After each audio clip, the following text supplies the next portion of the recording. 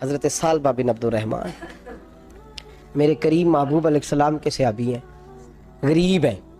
غربت بڑی اعلیٰ چیز ہے، ہاں غریبی بڑی نعمت ہے، یہ آزمائش ہے، اس میں کوئی شک نہیں، لیکن قیامت والا دن پتہ چلے گا جب غریب چھلانگ لگا کے جنت میں داخل ہو جائیں گے۔ اور امیر تو کھڑے ہیں نا، میرے نبی پاک نے حضرت عبدالرحمن بن عوف کو، حضور صبح صبح اٹھے تو نبی پاک کی آنکھوں میں آنسو تھے، فرمایا میرے عبدالرحمن بن عوف کو بلاؤ۔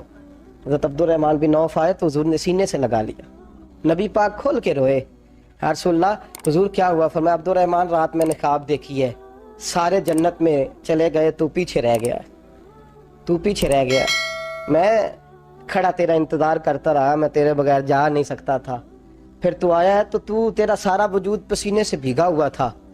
حضرت عبدالرحمن بن عوف تڑپ کے روئے، قدموں پہ سر رہا، حضور میری غلطی۔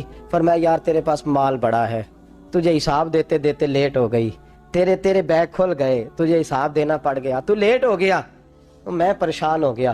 حضرت عبدالرحمن ابن عوف نے 100 گھوڑا مال اوپر رکھ کے حضرت عبدالرحمن نے حضور کی بارگاہ میں پیش کیا، کہا یا رسول اللہ یہ۔ اور پتہ ہے ایک دن کیا ہوا؟ ایک دن سرکار کے وصال ظاہری کے بعد حضرت عبدالرحمن ابن عوف نبی پاک کے گھر کے دروازے کے باہر آ کے بیٹھ گئے اور یوں سر کو پکڑا ہوا ہے، رو رہے ہیں۔ حضرت ام سلمہ حضور کی زوجہ باہر آئیں، کہا بیٹا عبدالرحمن کیا ہوا؟ جب پوچھا کیا ہوا تو اور کھول کے روئے، کہا کیوں روتا ہے؟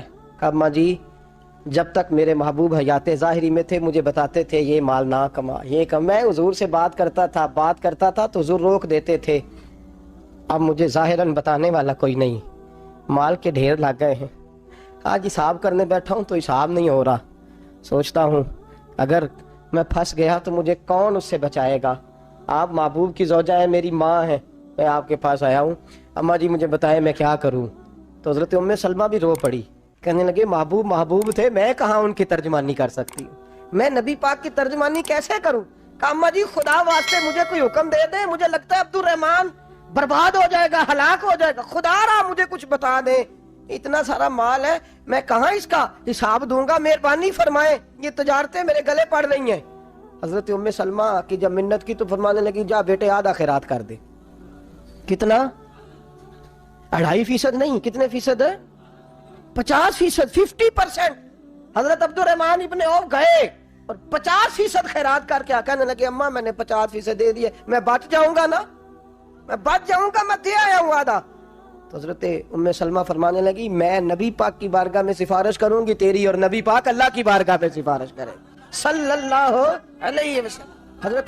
حضرت سالبہ بن عبدالرحمن، حضور دعا کر دیں، غریبی ہے، میرے نبی پاک نے فرمایا تجھی اس حال میں ہے بہتر ہے، کرتے ہیں حضور نہیں دعا کر دیں، فرمایا تجھی اس حال میں ہے، تیسری دفعہ پھر آ گئے، حضور نے دعا کر دی، 4 بکریاں تھیں، چند مہینے گزرے، کچھ تجارت شروع کی، چھوٹے موٹا لین دین شروع کیا تو 40 ہو گئیں، کچھ وقت اور گزرا تو ریوڑ بن گیا، پھر گائیں بھی آ گئیں، پھر اونٹ بھی آ گئے، پھر لائنیں لگ گئی، پھر ہر وقت حضور کے قریب بیٹھنے کو دل کرتا تھا، اب لین دین کے معاملات تھے، اب ذرا طبیعت تھوڑی پیچھے ہٹنے لگی، تھوڑا دل پیچھے ہٹنے لگا، پہلے 5 نمازیں مسجد میں، پھر زور اثر کی چھٹی، میری طرف دیکھو اور دیکھو میں کیا عرض کر رہا ہوں، پھر زور اثر گئی، پھر کچھ وقت گزرا تو مغرب بھی گئی، پھر اتنی بڑی حویلی کوئی نہیں، پھر باہر جا کے مدینے سے ڈیرا لگا لیا، جمعے کے جمعے آتے، زکوٰۃ کا حکم آ گیا 2 ہجری میں، حضرت ابو ہریرہ رضی اللہ تعالیٰ عنہ امیر زکوٰۃ مقرر ہوئے، 5 اونٹوں پر 1 بکری،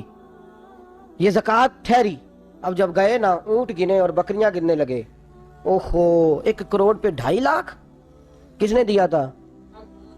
دعا کس نے فرمائی؟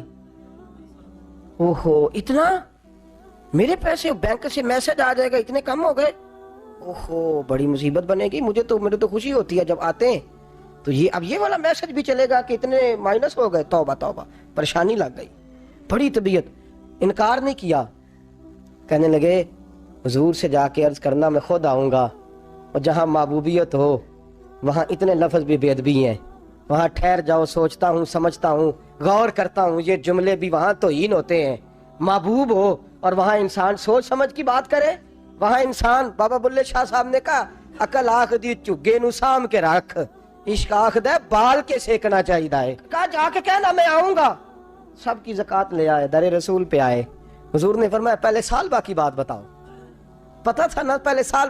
حضور اس نے کہا تھا میں آؤں گا۔ حضرت ابو ہریرہ کہتے ہیں نبی پاک نے ٹھنڈی آہ بھری، آہ ٹھنڈی، فرمایا ہلاک ہو گیا۔ اس کو کہا تھا نہ اس چکر میں پڑ، ہلاک ہو گیا، ہلاک۔ حضرت ابو ہریرہ فرماتے ہیں 2 باریک باریک آنسوؤں کے قطرے بھی میں نے محبوب کی آنکھوں میں دیکھے۔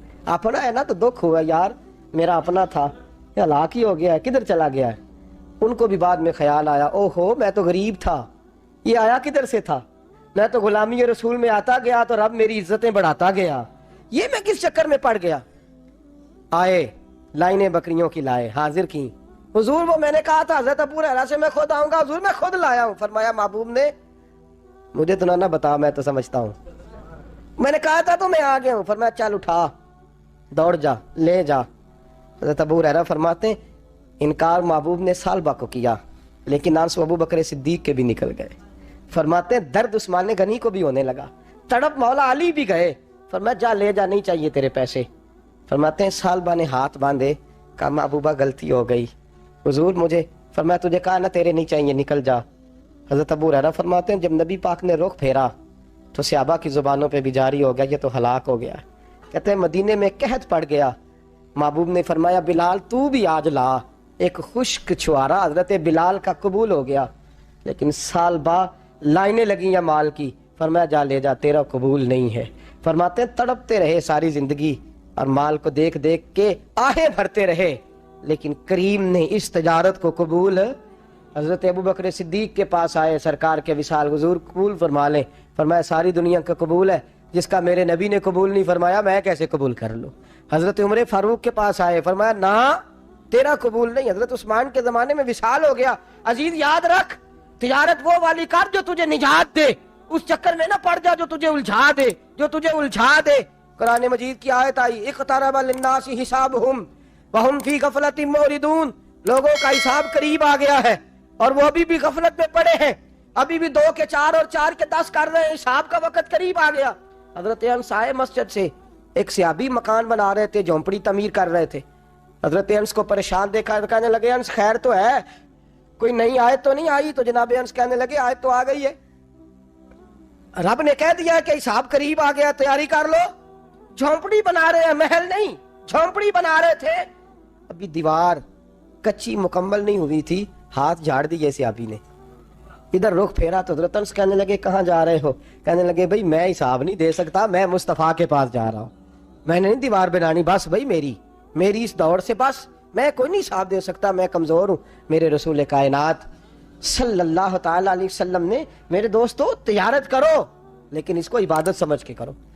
اگر تمہیں چوک وہاں دکان پہ بیٹھے خدا بھول جاتا ہے اور سودا کرتے وقت رب رسول کی باتیں تمہیں بھول جاتی ہیں تو پھر تو تم وانتم موردون میں ہو، پھر تو تم غافل